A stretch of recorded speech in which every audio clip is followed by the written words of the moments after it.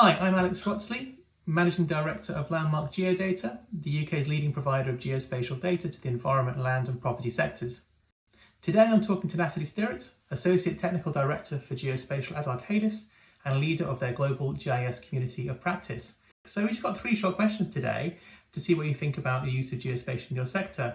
So first off, geospatial is often seen as a highly technical area. What do you think needs to be done to ensure we stay focused on the needs of the client? I think that's a really good point. At the moment, I think GIS is very much supply driven, with maybe GIS professionals undertaking things what they think are needed, and we need to really be much more demand driven and asking the questions around what's the pain points that are solved for our clients, and are we genuinely adding value.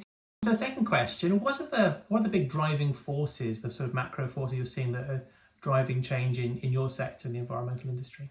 I think geospatial is really well placed to add value to all of these conversations around, sustainable solutions, climate change, urbanisation and societal expectations. I think an interesting point that came up the other day in a conversation I was having was around these considerations of how are we managing and storing our data as geospatial professionals, and are we doing this in a sustainable way, and has sustainability been considered in that data management plan?